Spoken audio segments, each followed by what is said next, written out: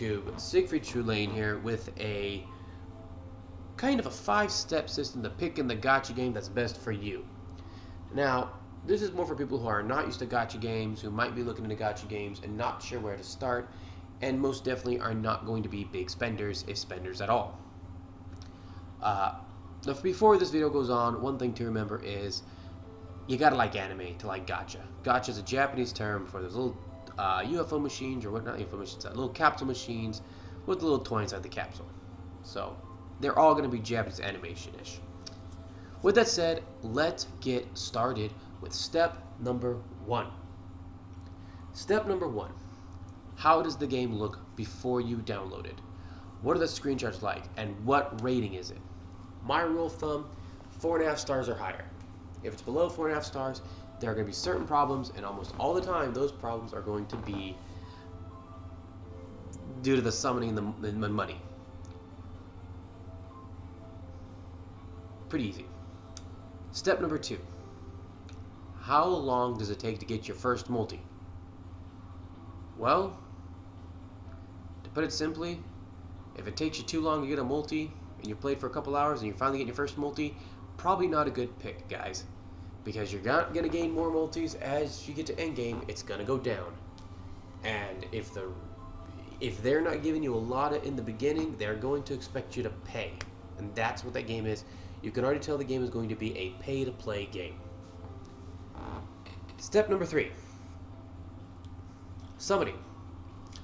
Are the summon rates good?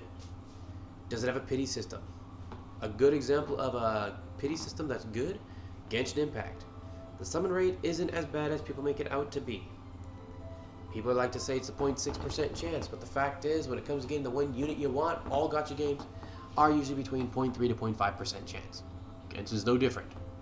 The difference is Genshin has the guaranteed pities. Most gacha games are not going to have the guaranteed pities, and for me, if they don't have a guaranteed pity, they better have a really high really high rate chance. Step number 4. Gameplay. Is the game actually fun? Like, do you enjoy the game? Is the game, good enough to, outweigh some of maybe areas where it's weaker? If the game does not interest you at all, if the gameplay is not interesting, probably not a good pick. Step 5. Endgame. What is the endgame like? How do you earn currency when you finish the story? This is probably just as important as, honestly, step number 2 in a way, but you won't know step number 5 until the end. If you get to the end game, and it is ridiculously hard to earn in-game currency, where you're going to have to spend, probably that's the game that you just decide to put down.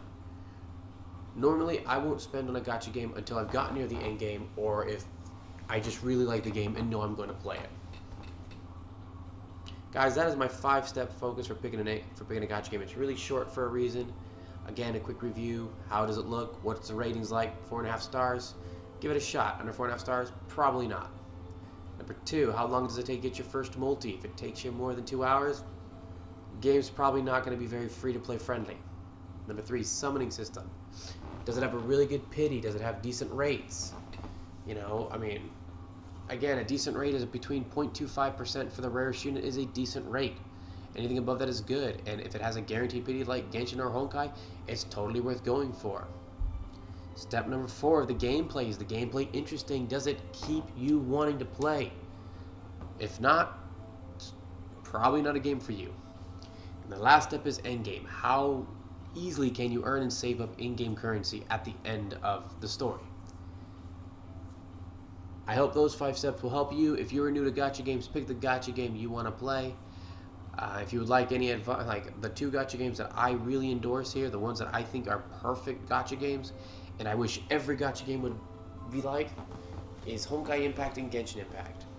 I don't know how this company got it. I'm not usually one for Chinese companies personally, mostly because I'm in Japan, so I see all the crappy ass mobile games they release. But these 2, I have a lot of respect for MiHoYo. Really good games. Games that I would personally advise to stay away from. My Hero Academia.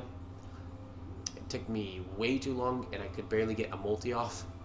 I can't remember another. There was another one I played. Dragon's Aria honestly bored me.